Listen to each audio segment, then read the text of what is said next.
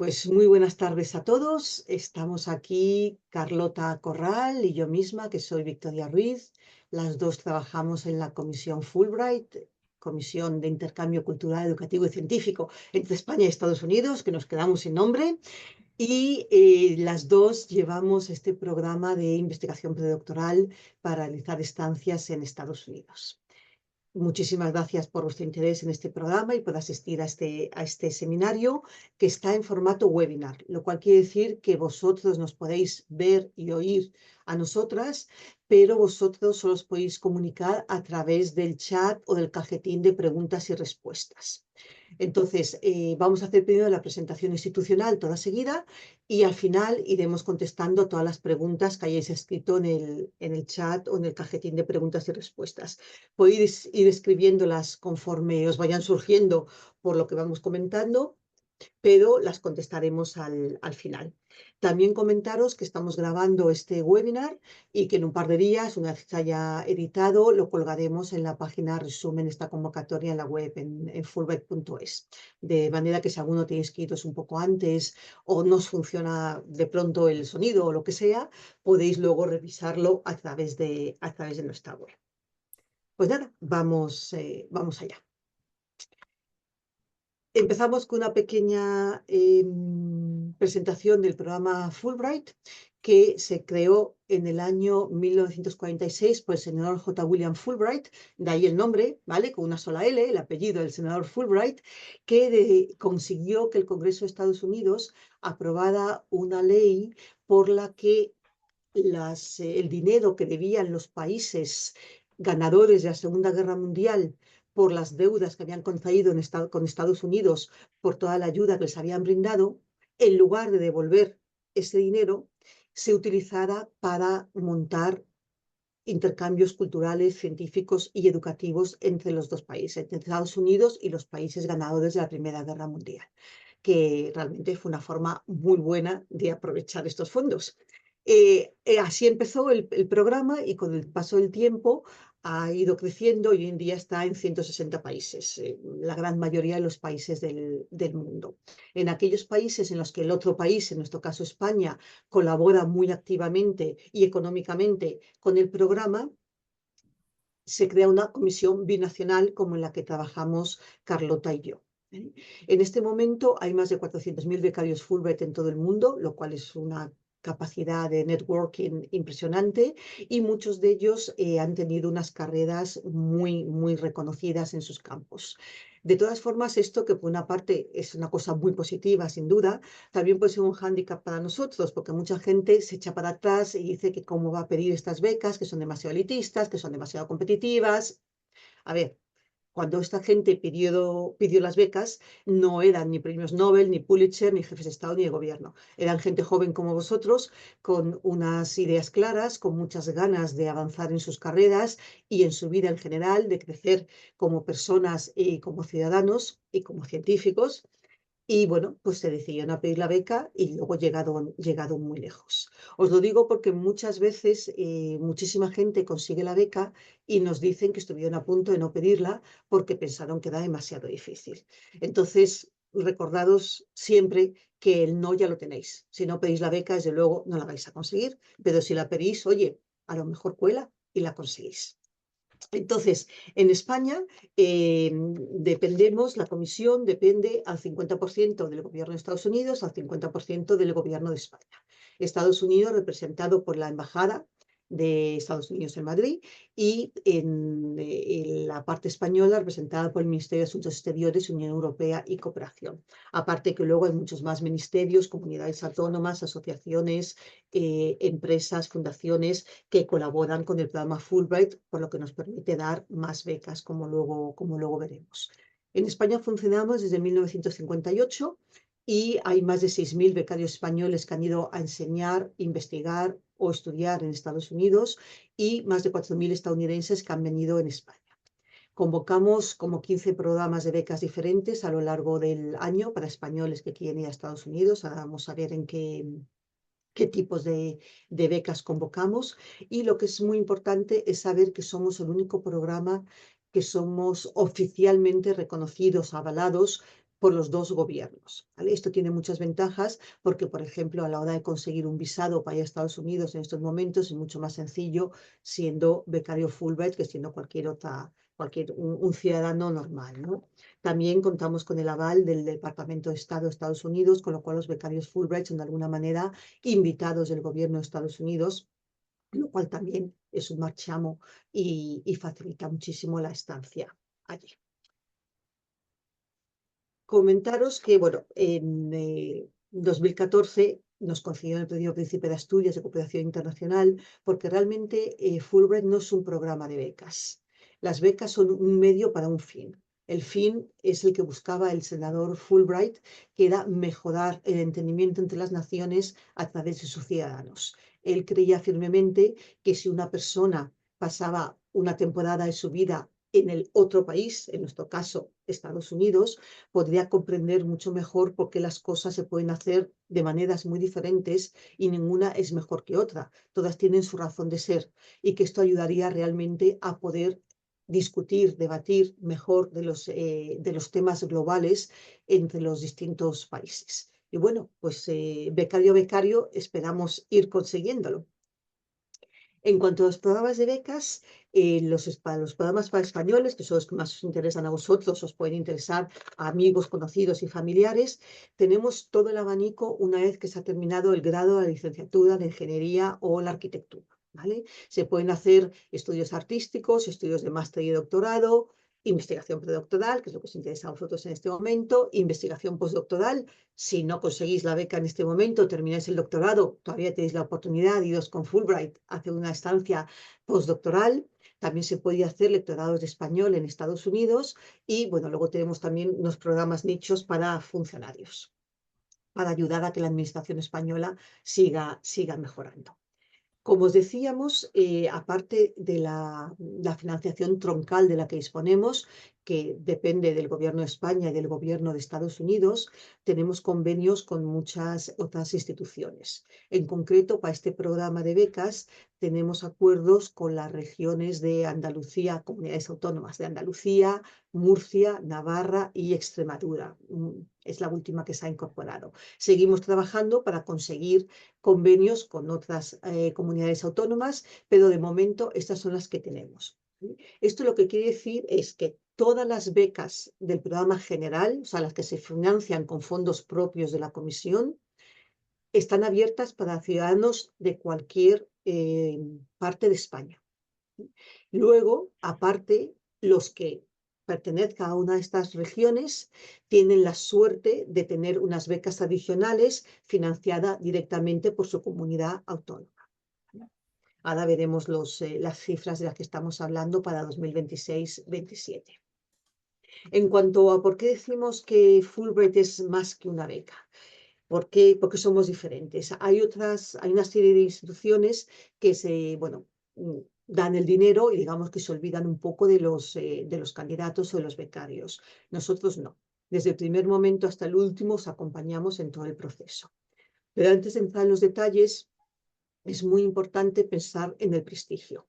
En España, sobre todo a nivel académico, Fulbright tiene un nombre y un reconocimiento, pero en Estados Unidos es el programa insignia, el buque insignia de todos los programas de intercambio, ¿vale? En Estados Unidos, si dices que soy Victoria Ruiz, te dicen, encantada de conocerte. Si te dicen, soy Victoria Ruiz, becaria Fulbright, ahí ya cambia la cosa. Se abren muchísimo las puertas, se te presupone un potencial muy fuerte, lo que facilita muchísimo pues, participar en congresos, en seminarios que te apoyen en general, ¿vale?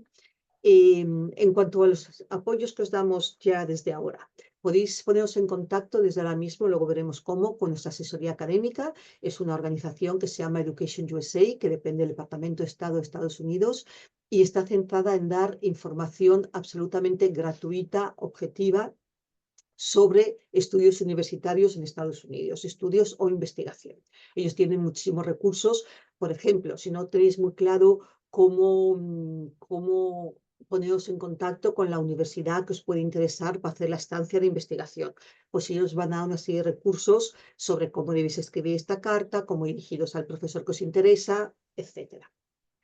Luego, desde que el momento en que conseguís la beca, vais a tener una persona de contacto, muy probablemente Carlota, que os va a ir acompañando durante todo el proceso para ir diciéndoos lo que tenéis que hacer. Esto no quiere decir que no tengáis que trabajar, que vais a tener que trabajar y mucho, porque el proceso es largo y hay que hacer mucha documentación, ¿vale? Pero os vamos a decir lo que hay que hacer, cómo hay que hacerlo, cuándo hay que hacerlo.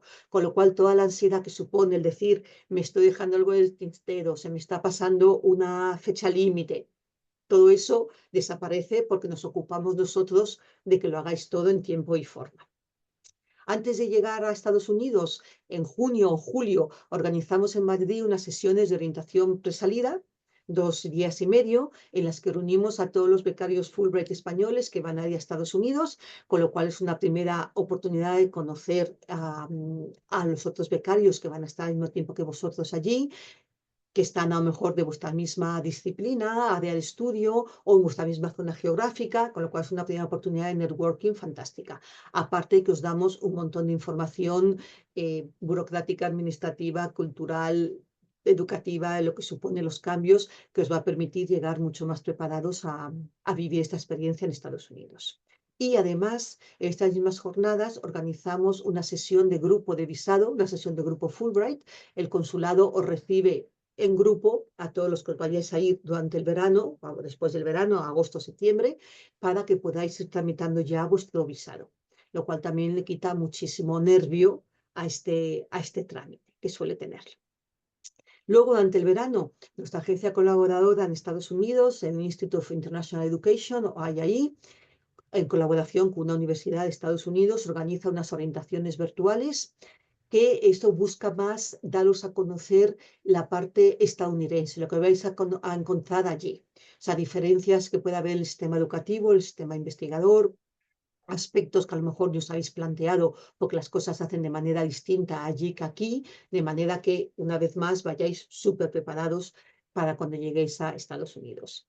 Además, aunque desde la comisión vamos a estar siempre en contacto con vosotros durante toda la estancia, allí tenemos también una red de apoyo que está formada por los advisors del IIE en plan institucional, pero es que además también existen en todo Estados Unidos lo que se llaman los Fulbright Chapters, que son organizaciones geográficas de antiguos becarios estadounidenses que han ido a cualquier parte del mundo y que a la vuelta se organizan pues, para mantener el contacto y también para dar servicios a los becarios Fulbright de todo el mundo que llegan a Estados Unidos. Con lo cual os pueden ayudar desde a encontrar la mejor zona para vivir dentro de la comunidad a la que vayáis a llegar, si vais con niños a encontrar la mejor zona para el colegio, o simplemente una vez que estéis allí, hacer actividades culturales, deportivas, entradas para eventos deportivos, béisbol, básquet, también invitaciones para las fiestas típicas de Estados Unidos, celebrarlas con estadounidenses, todo ello para enriquecer la estancia a nivel cultural. Y después de la beca, por supuesto, en España y a nivel también virtual, existen varias organizaciones de antiguos alumnos que os permiten mantener el contacto y seguir haciendo networking para avanzar en vuestras carreras. En cuanto a esta beca ya concreta de investigación predoctoral, se trata de estancias de cara a la tesis. Quiere decir, no se busca que consigáis ningún título ni nada por el estilo, simplemente que realicéis una estancia de investigación de cara a complementar la tesis que tenéis que entregar a la vuelta a España. Es imprescindible regresar a España para completar el doctorado, ¿vale? Para defender la tesis. No se puede defender la tesis mientras está en Estados Unidos, porque entonces dejaría de ser una estancia de investigación predoctoral y pasaría a ser postdoctoral. Esto es importante. La beca está abierta a todas las disciplinas, sin ningún tipo de exclusión, desde ciencias puras a letras puras, pasando por las artes. Cualquier doctorando en España puede acceder a esta beca. Sí que es imprescindible tener la nacionalidad española, porque las becas Fulbright buscan el intercambio binacional y se dan o para estadounidenses que vienen a España o para españoles que van a Estados Unidos, y además ser doctorando en una universidad española.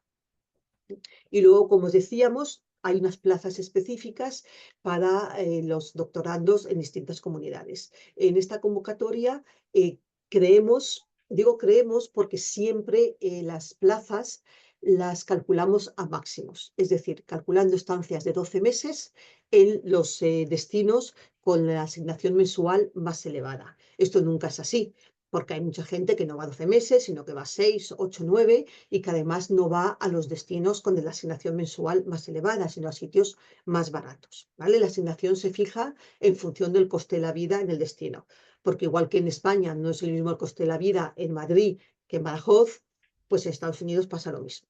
¿Vale? Entonces, normalmente, o sea, en esta convocatoria estamos calculando aproximadamente 10 becas del programa general con fondos troncales para ciudadanos de cualquier parte de España, pero luego Andalucía probablemente pueda conceder unas 4 becas, no 6 me parece que es, perdona, Murcia unas 4, Navarra 2 y Extremadura otras 2, ¿vale?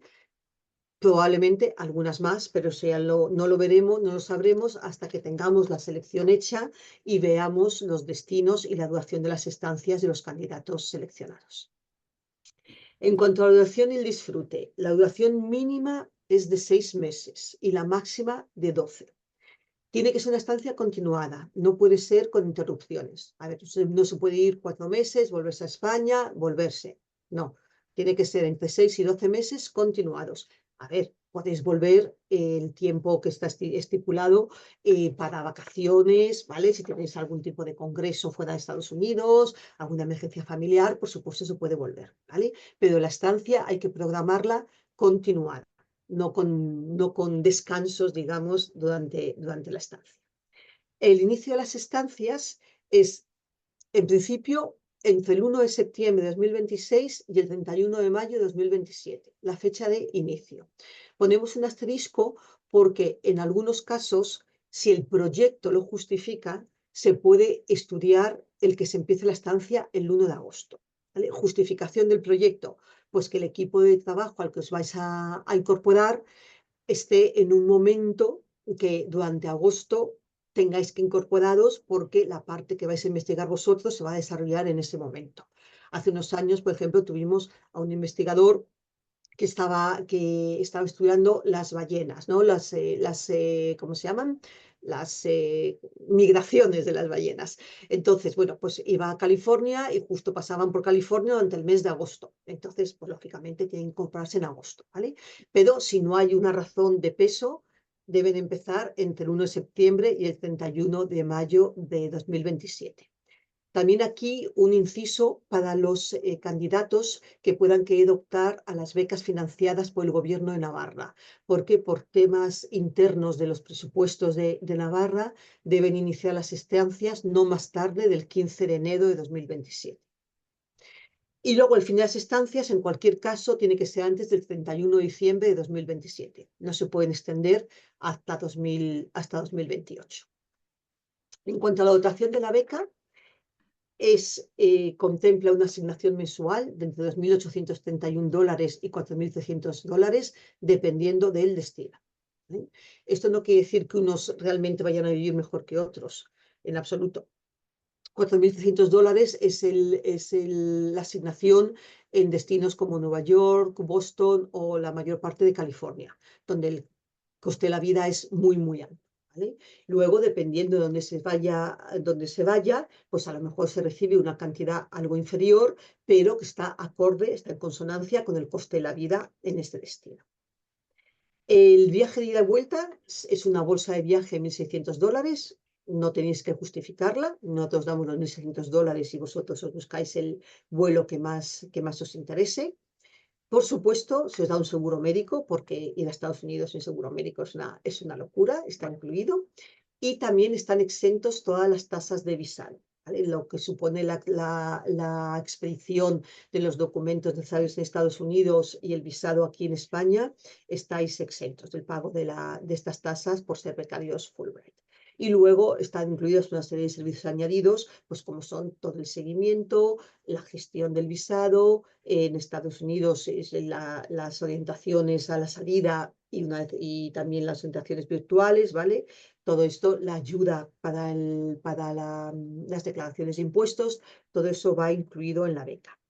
Sí que quiero comentar que es muy importante que aseguréis con vuestras instrucciones de destino si tenéis que pagar algún tipo de tasa, ¿vale? Normalmente, como no vais a hacer cursos, matrícula no tendréis que pagar, pero algunas instituciones sí que cobran algunas tasas, pues por uso de la biblioteca, por uso de la cafetería, ¿vale? La mayoría no las cobran, pero algunas sí. Entonces es muy importante que lo aclaréis con ellas porque no existe un dinero ni para tasas ni para gastos de proyecto, ¿vale?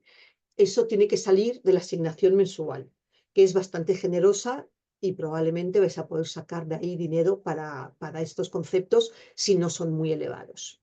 Porque, por ejemplo, Stanford es una universidad fantástica, pero a los investigadores predoctorales hace 2 años le estaban cobrando $1.500 al mes, o sea, una bestialidad.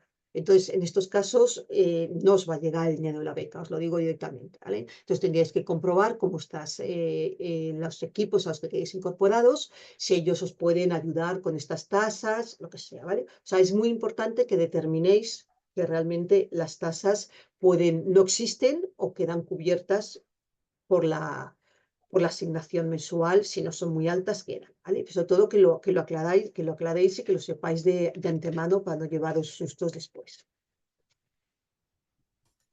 Y aquí yo me callo y dejo la palabra a Carlota. Muchas gracias, Victoria. Bueno, después de que os haya hecho Victoria una súper introducción de lo que es Fulbright y aspectos súper básicos pero súper importantes de esta beca de investigación predoctoral, yo quiero empezar un poco con fechas claves, que además estamos en un momento idóneo para repasar esto. No sé si sabéis que el 17 de septiembre fue cuando abrió la convocatoria y tenéis hasta el 3 para hacer lo que es la presentación de la solicitud electrónica, ¿vale? Sin embargo, no sé si habéis empezado a investigar toda la información que tenéis que presentar. Hay un montón de documentos, pero tenéis 2 fechas clave para presentarlo. Tenéis hasta el 13 de noviembre y hasta el 10 de diciembre para presentar los documentos que ahora detallaremos más Vamos a ir desglosando poco a poco para que no haya ninguna duda. Fecha clave también a tener en mente para que lo vayáis reservando en el calendario es que la primera quincena de diciembre ya sería cuando haríamos todo el análisis de quién se ha presentado, quién tiene toda la documentación y quién no, y ya pasaríamos a hacer una selección de candidatos para ver quién pasa a la entrevista personal, que es obligatoria y eliminatoria. Por eso os aviso con tiempo para que, bueno, en caso de que quedéis seleccionados, que sepáis que es el día 15 y 16 y es obligatorio asistir. En caso de que no asistáis, pues quedaríais automáticamente eliminados, ¿vale?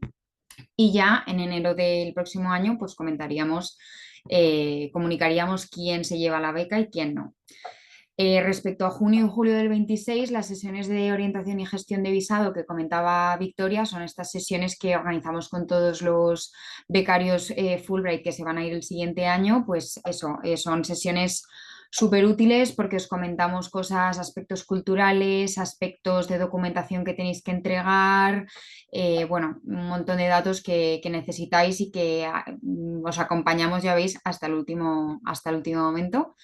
Y como comentaba antes Victoria, pues bueno, vuestra fecha de incorporación tendría que ser a partir del 1 de septiembre, a no ser que estuviera justificado que no fuera así. Lo siguiente que quiero hacer es enseñaros la página web, Victoria, si puedes pasar a la siguiente diapositiva. Me imagino que algunos ya estaréis algo familiarizados con la página web, pero por si hay alguien que no está familiarizado, si veis en el centro que tenemos programas y convocatorias de la beca, nosotros, como ha dicho Victoria, ofrecemos becas tanto para españoles como para estadounidenses. En vuestro caso, las que interesan son las de españoles, que están siempre en color naranja, ¿vale? Ahora hablaremos un poco más de la de investigación predoctoral para saber con qué os encontraríais si pincháis en lo que está en el circulito rojo. Pero bueno, además quiero recalcar que tenéis en la esquina superior derecha el contacta con nosotros, que si tenéis cualquier duda sobre la convocatoria en sí, podéis escribirnos y desde Fulbright os haremos llegar la respuesta a vuestro caso específico y cualquier duda que tengáis. Además de lo que ha mencionado antes Victoria de Education USA, que está ligado al gobierno estadounidense y ayuda un montón con todos los trámites, información para encontrar programas, etcétera.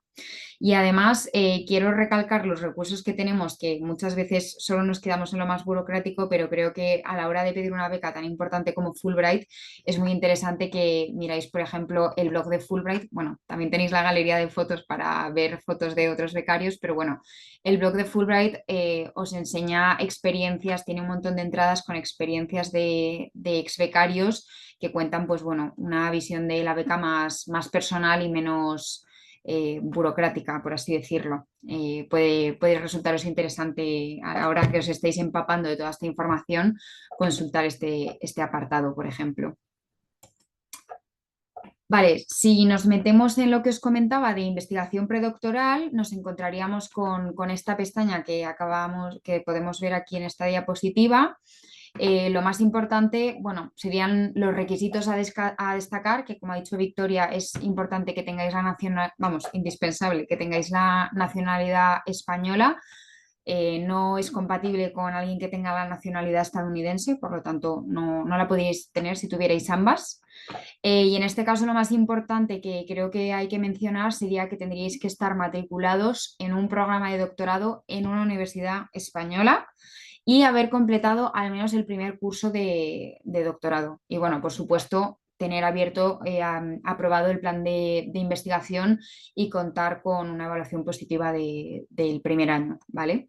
Y luego, bueno, el tercer requisito sería tener un nivel de inglés, que ahora comentaremos peculiaridades de estos títulos, pero vamos, creo que lo más importante a destacar es que tienen que ser a partir del 1 de septiembre de 2023.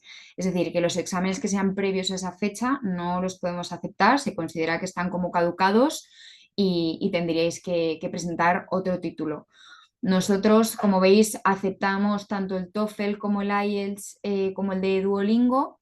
Creo que si vais justos de tiempo, una opción que os podemos recomendar es hacer el de Duolingo, porque bueno, suele ser un examen que es relativamente fácil de hacer en casa y relativamente asequible. Entonces, bueno, que sepáis que si vais de tiempo es una opción que suele estar disponible con bastante facilidad y que no os quedéis sin pedir esta beca por un tema burocrático como es el certificado de nivel. Luego hay otros documentos, pues bueno, que suelen pedirse en todas las becas, como el DNI, el expediente académico, etcétera, ¿vale?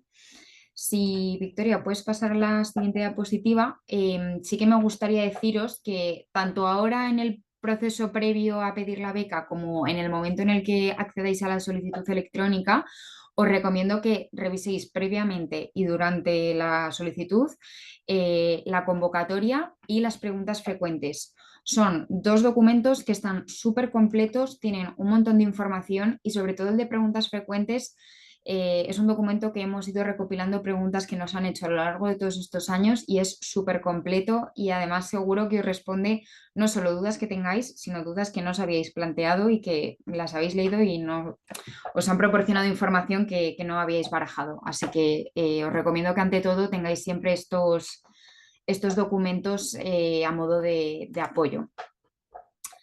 Y bueno, si pincháis en el link de abajo que pone, bueno, en este caso no podéis porque es un PowerPoint, pero el día que os metáis en la convocatoria para ver toda la documentación, si pincháis en acceder a la solicitud electrónica, accederíais a un formulario como el que aparece ahora, que cuando Victoria pase de diapositiva lo podréis ver, en el que tenéis, bueno, como veis, las 6 pestañas en las que tendréis que introducir toda la información, que ahora vamos a desglosarla paso a paso, pero bueno, tendréis que incluir vuestros datos personales, académicos y profesionales, y luego adjuntar la documentación y el envío de la solicitud. Entonces, Victoria, ¿puedes pasar a la siguiente diapositiva, por favor? Bueno, como veis, datos personales, académicos y profesionales no suelen suponer ningún problema porque todos sabéis lo que habéis hecho, lo que habéis estudiado y todos los títulos que tenéis. Sí que quiero incidir en el proyecto de la beca. No sé si os habéis fijado antes, pero hay 3 apartados que tenéis que rellenar.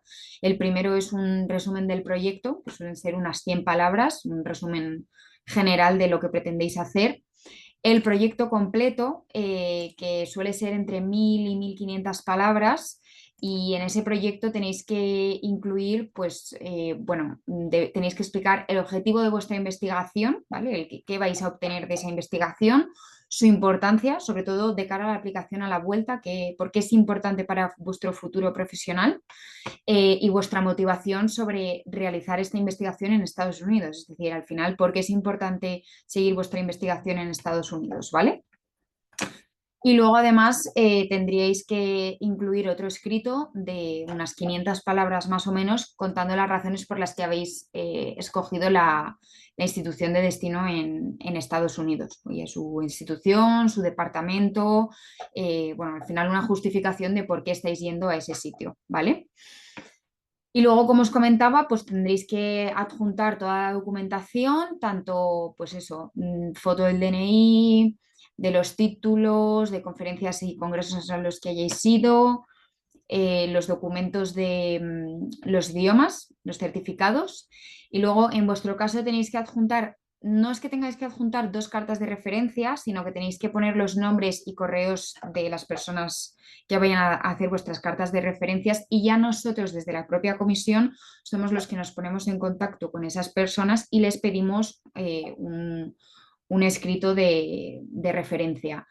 En Estados Unidos las cartas de referencia son súper importantes, se les da mucha importancia y suelen ser cartas muy detalladas y muy personales, ¿vale? No son cartas generales, entonces os recomendamos que escojáis a gente que os conozca muy bien, que conozca muy bien vuestro trabajo, incluso si se pueden leer el proyecto de vuestra beca, mejor todavía, para que estén totalmente familiarizados con lo que van a hacer allí y que os hagan una buena carta. Las cartas se pueden hacer tanto en inglés como en español, entonces no, no os agobiéis pensando que tenéis que encontrar una persona que os vaya a hacer una buena carta en inglés, porque lo importante es que os haga una buena carta en el idioma o en español o en inglés, pero que sea una buena carta y sobre todo personal, ¿vale?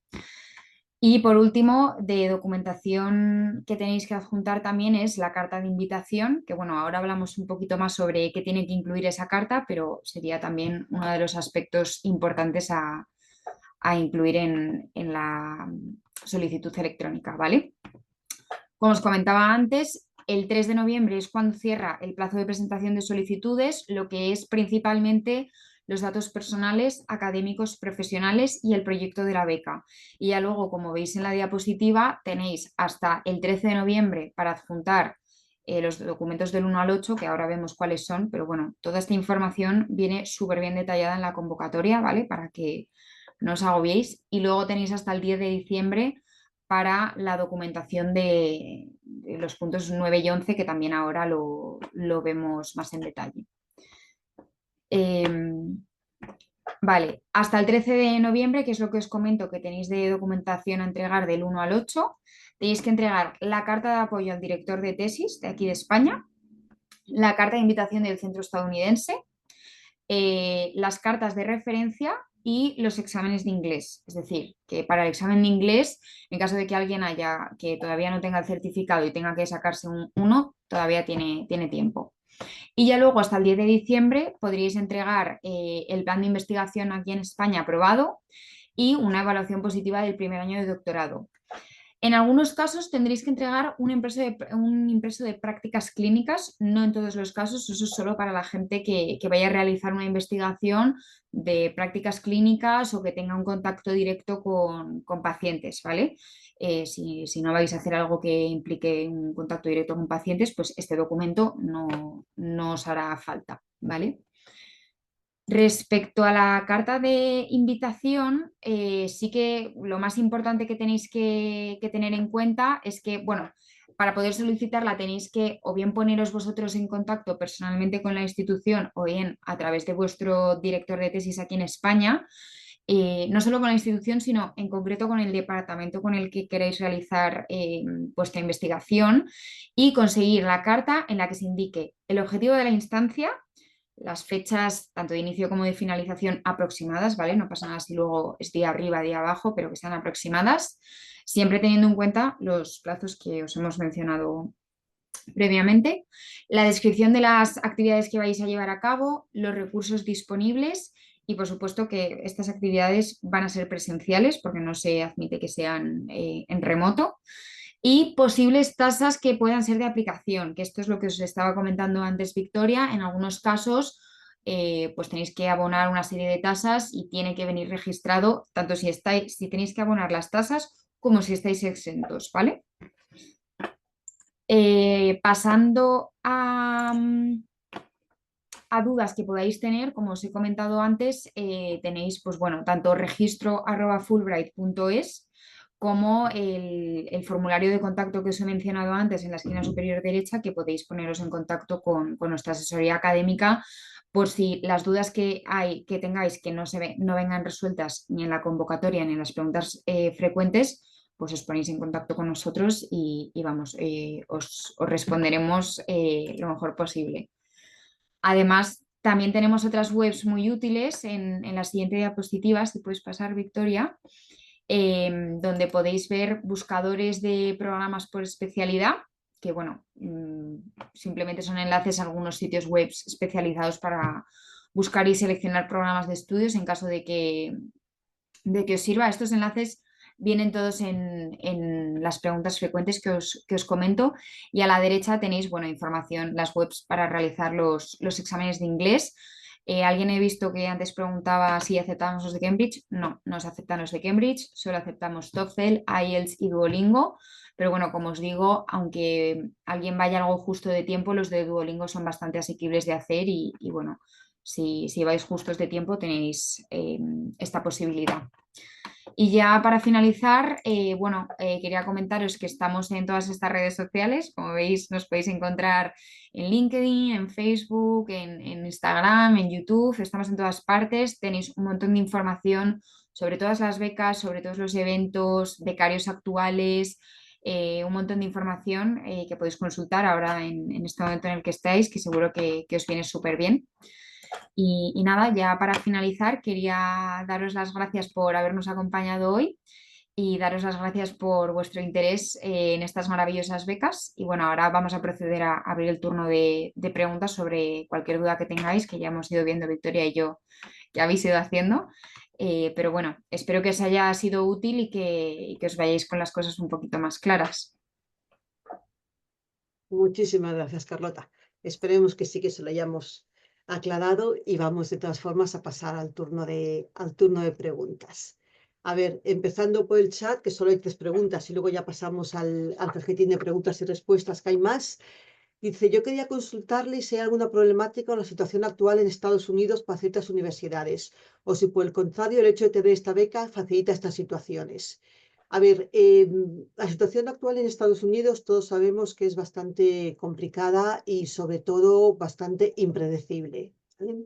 Este año pasado hemos pasado unos meses de bastante incertidumbre, sobre todo por el acoso a Harvard, por ejemplo.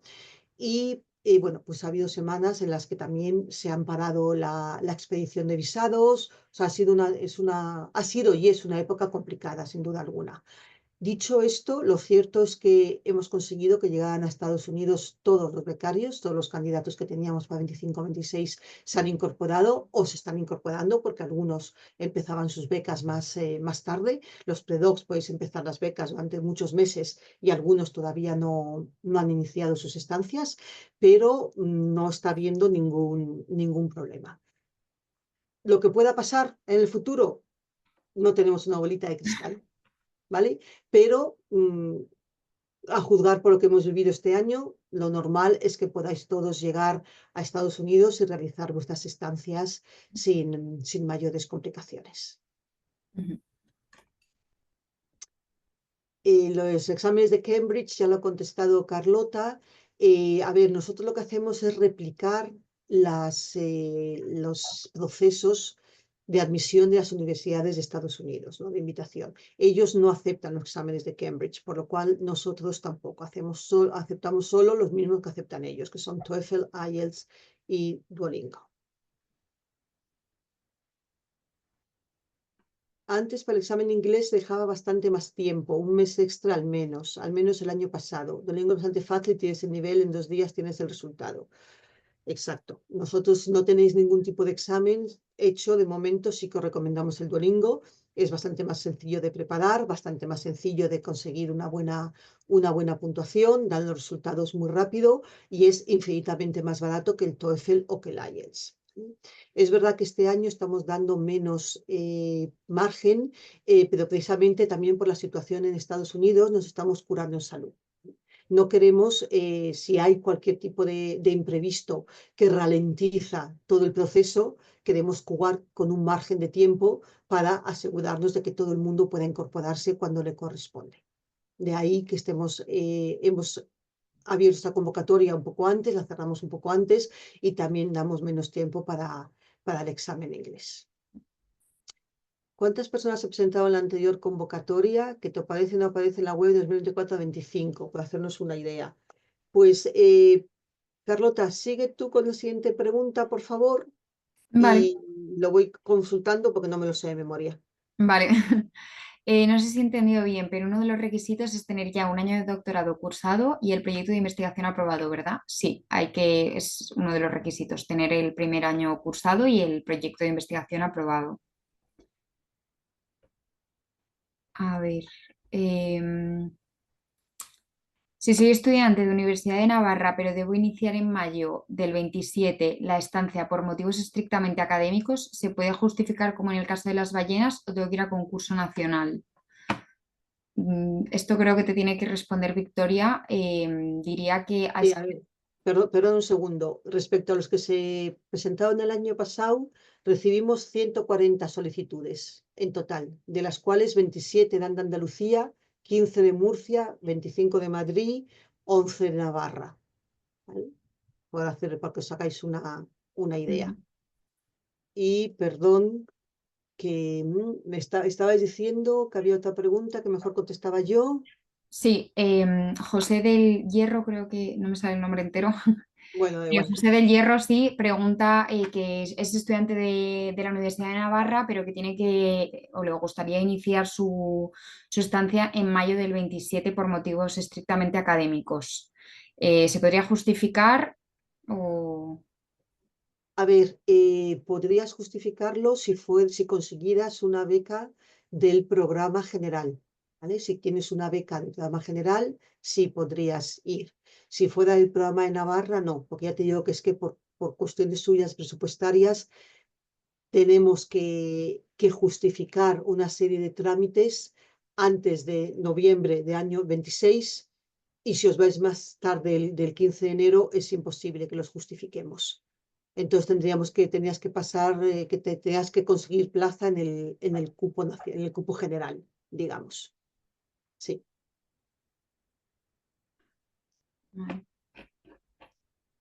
De todos modos, a ver, el proceso es exactamente el mismo, ¿vale? O sea, cómo funciona es que vosotros hacéis la solicitud sin especificar ni cupos ni nada. Cuando se llega a las entrevistas y se hace y luego ya se tienen los resultados, lo que hacemos es, si al final hay dinero, pues para 10, 15 becas del programa general, los que sean, ¿vale? Los primeros seleccionados pasan a ser parte del cupo general. Y luego a partir de ahí empezamos a ver los mejores seleccionados por comunidad autónoma, que son los que tienen la financiación específica. ¿De acuerdo? Entonces, pide la beca, porque nunca se sabe, igual puedes conseguir la del cupo general. También preguntan, documentos sobre el doctorado, tengo un certificado fechado que confirma que tengo una valoración positiva del proyecto de investigación, pero no indica que sea el primer año, aunque está fechado. Y sobre la matrícula tengo la admisión y la carta de pago, pero no es un documento firmado. Nos sirven.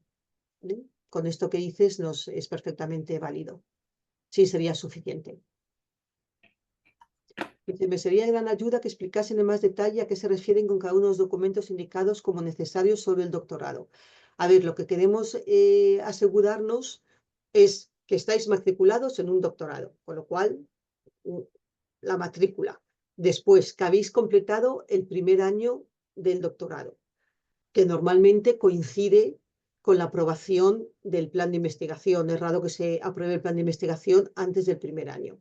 Pero si vuestra universidad no expide ese documento directamente, lo podéis pedir. Porque en el pasado ha habido gente que dice, es que mi universidad no tiene ese documento. Bueno, pues pedís un certificado en secretaría de que estáis matriculados con fecha tal y que por lo tanto estamos a fecha cual y ya ha pasado un año y con eso nos vale.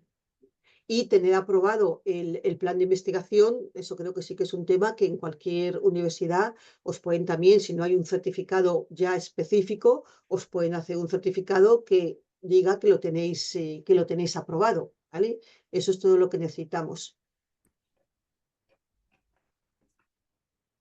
Vale. Pues pasamos a la caja de preguntas, ¿no? Sí, que hay bastantes. ¿Podría repetir el nombre de la institución que nos ayuda a contactar con las universidades en las que queremos realizar la estancia? Sí, es Education USA o nuestra asesoría académica, ¿vale? Voy a volver a la convocatoria, aunque esto lo vais a tener colgado, ¿vale? Pero aquí, ¿vale? En fulbright.es, arriba pone contacta con nosotros. Si pincháis ahí se contacta con nosotros, os aparece los datos de asesoría económica y un enlace a rellena nuestro formulario. Si rellenáis ese formulario, ellos os contestan con lo que, pues, con lo que corresponde a vuestra pregunta. Las plazas específicas para las comunidades hay que solicitarlas aparte o con pertenecer a una universidad de la comunidad es suficiente. Bueno, esto creo que ya lo he contestado. Las solicitudes son conjuntas y luego dependiendo del ranking en el que quede uno, pues pasa a ser parte del programa general o del programa específico de cada comunidad.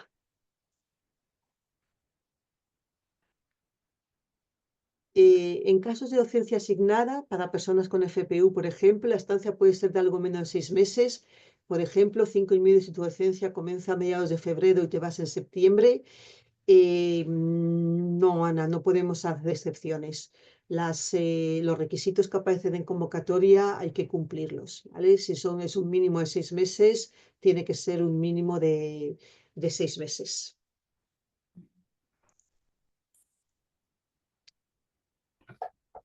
Tengo una pregunta respecto a la duración de la estancia. En mi caso, tengo una beca contrato FPI durante el transcurso del doctorado. La duración de la estancia está limitada a 90 días.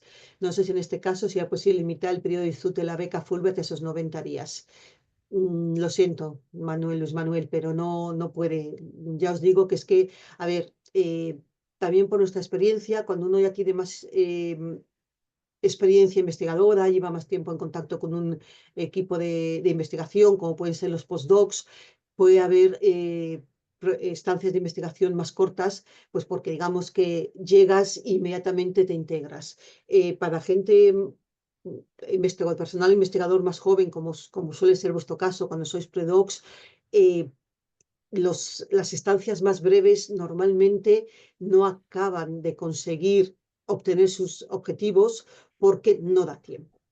De hecho, es una cosa que también quería comentaros. Hay muchísima gente que pide la beca por 6 meses y una vez allí nos pregunta si puede alargarlo un par de meses porque se dan cuenta de que pueden sacarle mucho más partido a una estancia de 7, 8 o 9 meses. Eso ya no es posible. Podéis hasta que se concede la beca y hablamos ya con vosotros y tal, pedimos una carta de invitación actualizada, a lo mejor, dependiendo de cómo sea la carta, se puede en ese momento intentar ajustar la duración de la estancia. Pero luego ya se ajustan los presupuestos a las personas que se les ha concedido la beca y no podemos hacer más cambios porque nos hemos quedado sin presupuestos, ¿vale? Entonces, yo sé que por temas de FPU o FPI, FPU o otro tipo de becas podéis tener limitaciones en cuanto a las estancias, pero si no ese es el caso, planteados que a lo mejor os puede interesar pedir una un poquito más larga. También es verdad que en el pasado hemos tenido investigadores que han tenido situaciones como las que estáis diciendo vosotros, y bueno, lo han hablado con las instituciones que les conceden las otras becas y se ha permitido pausar la FPI o la FPU durante el periodo de la beca, de manera que, bueno, no cobráis durante ese periodo la asignación de la beca aquí en España, pero os permiten estar una temporada más larga en Estados Unidos, ¿vale? Es un tema que a lo mejor os puede interesar consultar por si acaso. ¿Sigo yo, Carlota? ¿O qué? Venga, sigo yo. En cuanto a la institución de destino, habría que consensuar nuestra incorporación con ella antes de indicarla en el formulario. En el formulario entiendo que te refieres a cuando tengas que adjuntar tu carta de invitación, y en la carta de invitación sí que tienen que venir unas fechas, aunque sea aproximadas, de cuando te incorporarías. Entonces sí, sí que hay que hablar de vuestra incorporación. A ver, si no tienes todavía la carta de invitación, pero tienes claro dónde quieres ir, puedes indicar esa institución a la que crees que vas a ir, y luego también en el cajetín en el que explicas por qué quieres a esa institución, si tienes alguna segunda o tercera, por si acaso, ¿no? De reserva, puedes indicarlo también allí. Cuando sí que es imprescindible que sepas dónde vas a ir porque necesitas la carta de invitación, son esos 10 días después de la fecha de cierre, que es cuando ya tienes que haber presentado toda la documentación adicional. Mi investigación es en estudios culturales con perspectiva feminista queer. Me preocupa que, dada la situación política actual en Estados Unidos, sea un problema para obtener la beca o incluso durante la estancia en el país. ¿Qué me podéis decir al respecto? Eh, Victoria, no sé si quieres, te atreves tú más, que llevas más tiempo y Sí, conoces mejor la situación.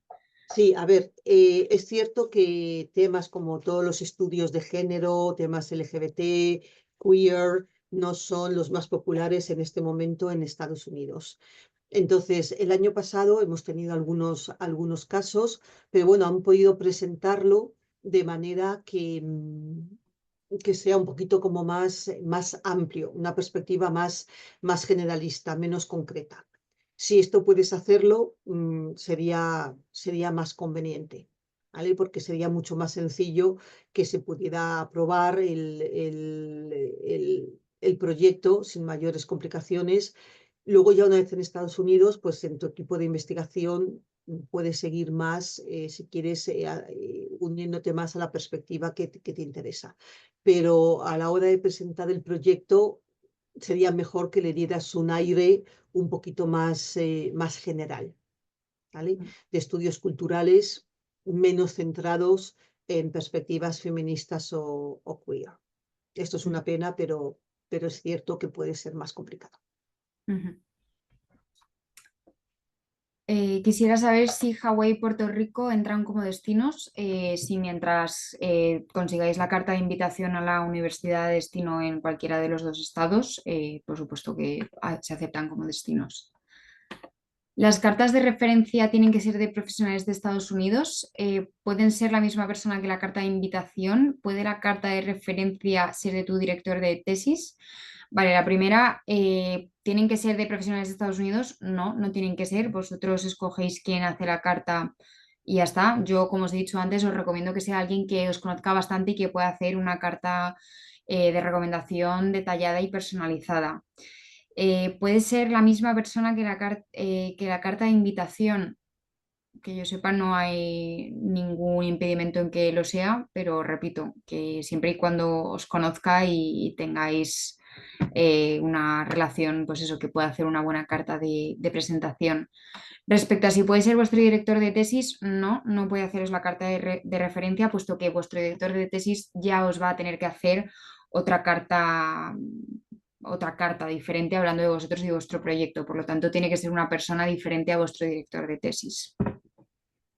Sí, en cuanto que sea la misma persona que firma la carta de invitación, es mejor que sea una persona diferente, ¿vale? Si la persona que os firma la carta de invitación realmente os conoce y tiene mucho interés en recibiros, ahí sí que es importante que lo plasme en la propia carta de invitación, porque la carta de invitación también tiene importancia, ¿vale? Hay cartas de invitación que poco menos que dicen, bueno, si aparece por aquí, le haremos caso, mientras que otras dicen realmente su línea de investigación se alinea perfectamente con lo que estamos haciendo aquí, tenemos muchísimo interés en que venga, le vamos a dar todo tipo de recursos, de apoyo, de tal, ¿vale? Entonces esa carta de invitación tiene más peso que la otra, obviamente, ¿vale? Entonces es mejor que te haga esa carta de invitación más extensa, diciendo realmente todo el interés que tiene en recibirte, pero que las cartas de referencia vengan de dos personas diferentes.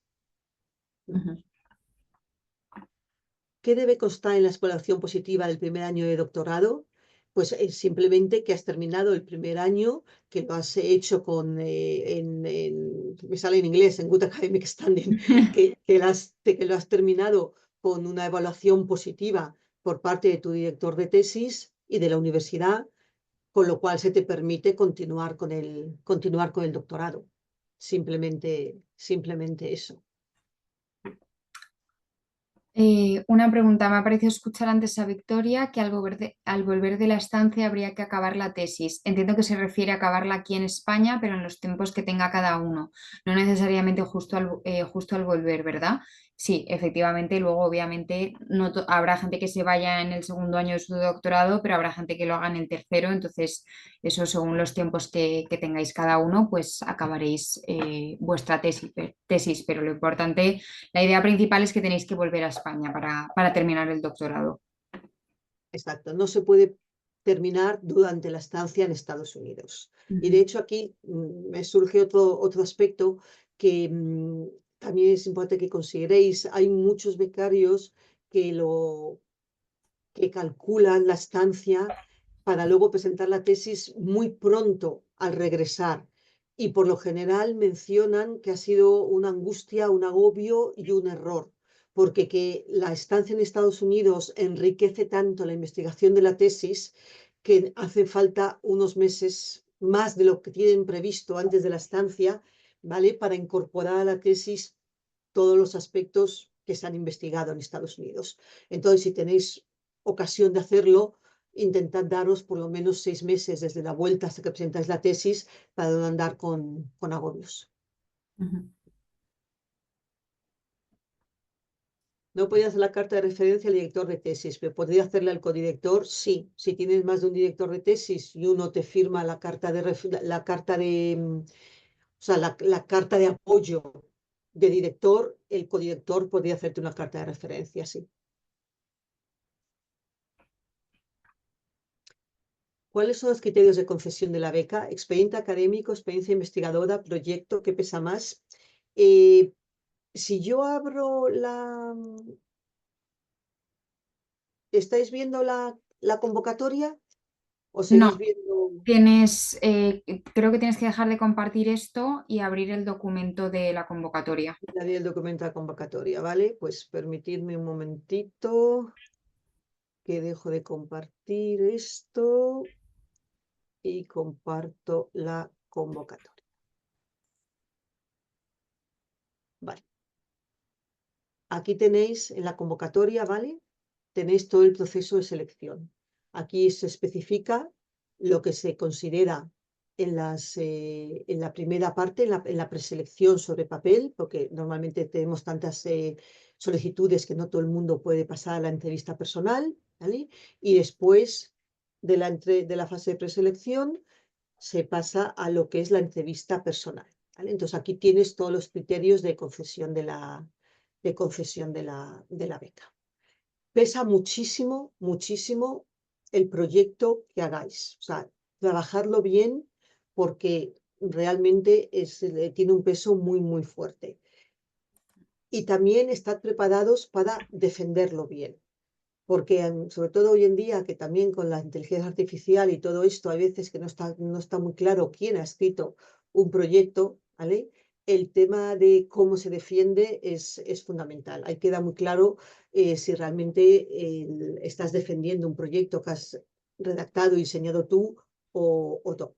Los miembros del comité de evaluación son antiguos becarios Fulbright, investigadores predoctorales que conocen la disciplina que están evaluando y también lo que supone, lo que implica la beca Fulbright, ¿vale? Con lo cual pueden valorar los dos aspectos. Y un tema muy importante que valoran es el sentido ético, que realmente la persona que esté defendiendo el proyecto esté defendiendo su proyecto.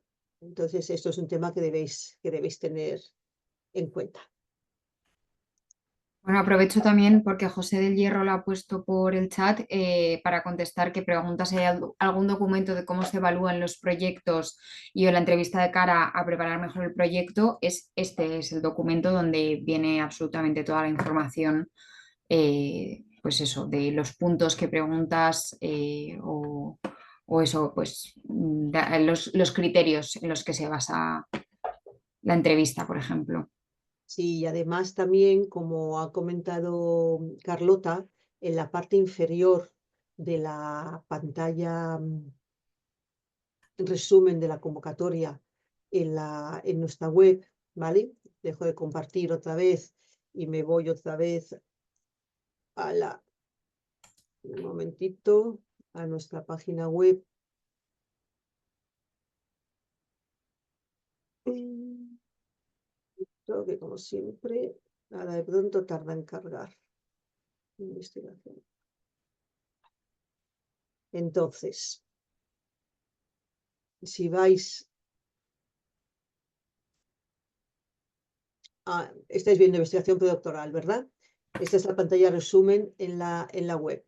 Si vais abajo del todo, tenéis la convocatoria, que es fundamental, tenéis las preguntas frecuentes, ¿vale? Este documento de preguntas frecuentes está muy trabajado desde hace ya bastantes años y aclara muchísimas dudas. Entre otras cosas, también habla de lo que hay que considerar en el proyecto, lo que debes reflejar en él. Entonces, por favor, leéroslo junto con la convocatoria antes de hacer la solicitud, porque os será de bastante ayuda. Bueno, pues parece que hemos terminado tanto con las preguntas y respuestas como con el chat. Si alguien tiene alguna duda más, que aproveche. A ver, en el chat ha vuelto a aparecer. En el caso de una FPU, en años pasados se sabe cómo es la combinación a nivel salarial. Nosotros no tocamos la dotación de la beca a nivel salarial, ¿vale? En estos momentos, en los últimos años, no lo hemos tocado en absoluto, nuestra dotación. Luego ya depende de cada institución, porque hay FPUs de comunidades autónomas, de universidades, cada una es diferente.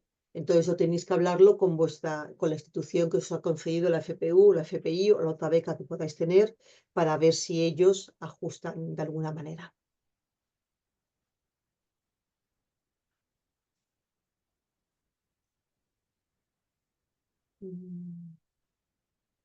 Ha sido mucho provecho. Pues me alegro muchísimo que haya sido mucho provecho, José. Y nada, Esa era si no, nuestra intención. de verdad, animaros porque, insisto, en la cantidad de gente que nos dice que a punto estuvo de no pedirla y que al final se la lleva. Entonces, intentarlo, porque además en todas cosas, fíjate, incluso si no lo conseguís este año, podéis prepararla, bueno, si no es el último año que podéis pedirla, pero si no, siempre tenéis una segunda oportunidad el año que viene. Podéis pedir los comentarios de los evaluadores porque muchas veces pues os dan claves de cómo mejorar aquellos aspectos que os han hecho perder a lo mejor algún punto y el siguiente año podéis conseguirla. Pero es que incluso también si al final no podéis pedirla el siguiente año porque ya nos da por fechas o lo que sea, hay muchos candidatos que nos comentan que simplemente el hecho de preparar la solicitud que les ha ayudado a centrar muchísimo sus ideas, a aclarar pues a lo mejor dudas que tenían sobre por dónde ir, qué es lo que me gusta más, qué es lo que no, que el hecho de sentarse a pensar, a buscar la información, a pensar cómo plasmar en el proyecto lo que realmente os interesa, que les ha ayudado muchísimo. Entonces, yo creo que en ningún caso es un trabajo ni un tiempo perdido. Pues lo dicho, esperamos veros en la entrevista y más allá. Muchísimas gracias por haber estado con nosotros este rato y muchísima suerte. Bueno, muchas gracias por venir, mucha suerte. Espero veros en las entrevistas por la comisión. Lo dicho, adiós, muchas gracias.